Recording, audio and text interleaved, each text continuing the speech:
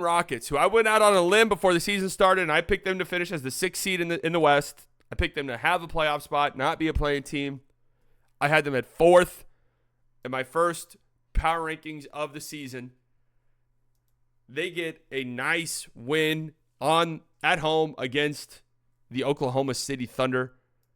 A dogfight of a game to move to 15-6 on the season. Again, only half a game back now of the Oklahoma City Thunder. And this felt like this had some playoff atmosphere, playoff intensity. We had a Canadian on Canadian brawl towards the end of this game. Dylan Brooks and Shea Gilgeous-Alexander. I'm saying brawl. It wasn't obviously not a brawl. It was just going for a jump ball and Dylan Brooks doing Dylan Brooks things, and then the both teams sort of came together. Tari Eason and Kendrick Williams were getting into it, though. I was worried that Tari Eason was about to step on the court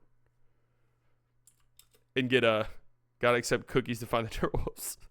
But Canadian on Canadian crime there. You hate to see that. You hate to see countrymen going at it. Here's a video. SJ and Dylan Brooks, teammates on Canadian national teams, laughing at each other's faces while fighting over a loose ball. This is the playoff intensity and atmosphere that you want to see. This is why you watch NBA basketball in early December. Look at them going at it. And then right after this, Dylan Brooks hit a tough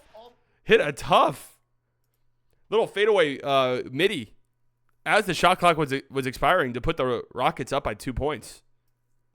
And I think that was pretty much the game winner right there. Fake NBA scuffles are always hilarious. Yeah.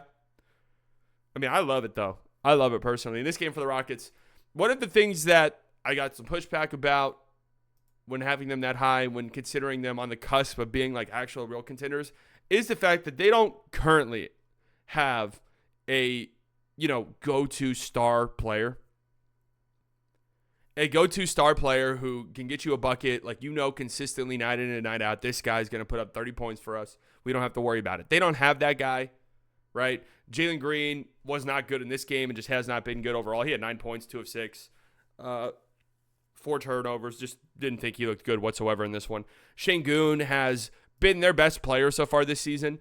He is impacting the game in other ways. I do think that he's actually been really, really solid defensively, which has been something that we talk about with guys like him. Can you win with a guy like Alperen Şengün? Şengün's actually been really, really solid defensively. So I'll give him a ton of props there. And, he's rebounding the ball well. He's not efficient from the field currently. 53% true shooting as it stands right now, the lowest of his career, 20 games into the season. But the offense flows really well through him. He had 9 assists in this game last night. Over his last 3 games, 11 assists against the Timberwolves, 7 against the Rockets, Timberwolves, 7 against the Sixers, Jesus. 9 against the Thunder, 14 assists last night as well, 5 offensive rebounds. He's just making things happen. And Fred VanVleet, those two play so incredibly well off one another. Fred VanVleet had 38 points in this game, 10 of 19 from the field, 13 of 14 from the free throw line, including just an unbelievable desperation prayer, end of shot clock. After that jump ball, shot clock winding down, Dylan Brooks, Jalen Green dribbles the air out of the ball for 5 seconds without, doing anything, and then throws a grenade to Fred VanVleet, who hits just an insane 35-foot prayer. But Fred VanVleet was in control. Him and Şengün have a great two-man game. And I want to talk briefly here. Reed Sheppard, who, after her summer league, was a lot of people's picks for Rookie of the Year. It's just, I didn't think that he'd have enough run on this Rockets team, and that remains true. Also, he hasn't been great on this Rockets team just yet. Congratulations to him. Claps are in order for him. Clap it up for Reed Sheppard. Last night was his first free throw attempt in his NBA career, 21 games into the season. First time getting to the free throw line last night. Knocked 2 down. But even Reed Sheppard had a couple of possessions, and I'm going to go full Russello here, where I'm going to harp on a couple of plays that weren't even baskets as some of my favorite plays of the game. Reed Sheppard had a couple of really clean looks at 3. He missed both, but playing off of Şengün, dribble handoff, 2-man game with Şengün, hitting Şengün on a roll, and then relocating for three and being wide open. Those are the plays you look at and you're like, oh, okay. You start knocking those down consistently, we're cooking. We're cooking. Will Rocket get any all-star players? I think that they're going to be active at the trade deadline. I really do. Like, Jabari Smith was awesome in this game. 15 points, 14 rebounds. It's kind of, 3 of 9 from 3, 6 of 15 from the field. But that's like the Jabari Smith Jr. that I think you hope you get. You just space the floor with this 6'11 dude who grab rebounds, and you're just really, really big. But I do feel like he's somebody that they would probably be comfortable moving off of. Jalen Green, I think, is somebody that they would move off of at this point, for sure. I've seen Rockets fans even toss out the idea of Jalen Green for Zach LaVine. It's hard to believe that that's where the perceived value of Jalen Green would be at this point. But the idea would be, hey, like, Zach LaVine and Jalen Green probably share similar weaknesses, all the things that you'd be concerned about. But at least I'm actually getting like a pretty consistent and reliable offensive guy. Magic should trade for Reed. Would trade Jabari for Kleba, Hardy, and 2 firsts. Okay, but why would the Rockets do that? Is this Rockets team just a better version than the pre-KD Kyrie Nets roster? So that's interesting you say that, Cole, because in a lot of ways it feels like they're almost positioning themselves to be a team like that. They want a star, and that's what they need to take the next step. And if you are a star, and maybe you're looking to change teams or whatever the case may be, I don't know who this is, but maybe you're looking for a new team. You look around the landscape of the league. A team like Houston, you got a lot of young players. You got a lot of great athletes, great defenders, guys who know how to play their role already.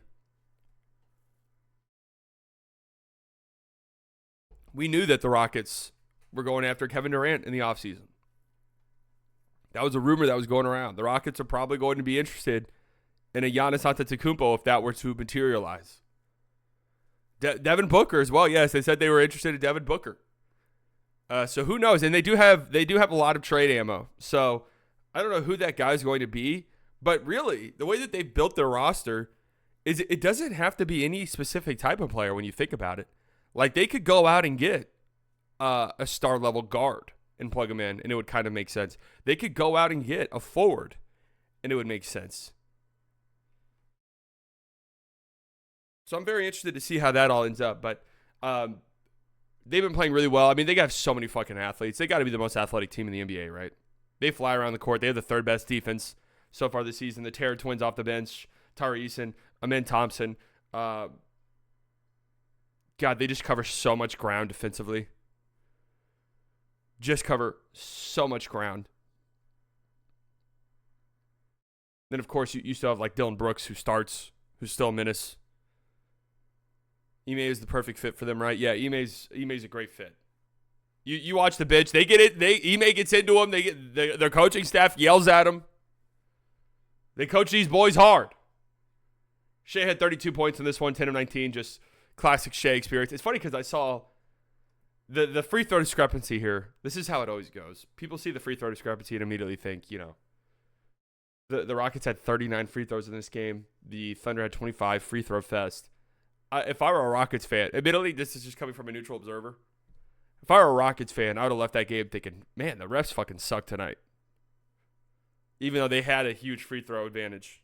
The way the game was officiated at times would have annoyed the shit out of me. But this is also one thing that I've noticed about this Rockets defense that they're very good at. They adjust to the whistles that are happening in the game. They're good at that. Some teams, this is kind of like my Dallas Mavericks. Some teams, you take away some of that physicality and they sort of shrink a little bit defensively. The Rockets just changed their game plan entirely. And they're able to defend without fouling if needed. Hartenstein had another double-double. He's had a double-double in every single game that he's played with the Thunder so far. 19 points, 13 rebounds, 4 assists for him. He was really good. That little floater is just unbelievable how money it is. But this was a really, really good basketball game. J-Dub, 22 points, 7 of 21. I thought he played a pretty good game in this one. Casey Wallace hit a couple of huge threes down the stretch, 2 huge threes down the stretch of this game. for the Thunder, but ultimately, in the end, it wasn't enough. Really fun game. Great rebounding. The Rockets are a phenomenal rebounding team as well. You have Şengün, who's a great rebounder, but they just crashed the glass. And again, they have a bunch of athletes. So they crash the glass from the corners, from the wings, and they just generate so many extra possessions for themselves because of that. Rockets athletes make it easier to defend without space. Yeah, they defend with their feet much better than pretty much any other team in the league because they're able to move around. Fred VanVleet is so underrated. I think he is actually very underappreciated as a player, for sure. Very underappreciated. Now, he's not a guy, he popped off for 38 points. He's not a guy who is gonna roll out of bed and drop 25 points every single night. But he's in control of the game 90% of the time, takes good shots, gets their offense where it needs to be. And yeah, he'll take big shots, he'll hit big shots. I think he's been a great pickup for the Houston Rockets. I'm very interested. What's that option? Because he signed that 3-year, $40 million a year deal. Everyone's like, whoa, what the fuck? But what was the option? Was it a player or a team option in that third year? Team option, $44 million next season. You would assume that they would pick that up, but I could see them being one of the. We see teams do this from time to time, where they fall into this trap. They fall into this trap of, we have a $40 million contract. We could move that and trade for this guy and that guy, and you sort of take away what has made you the team that you are.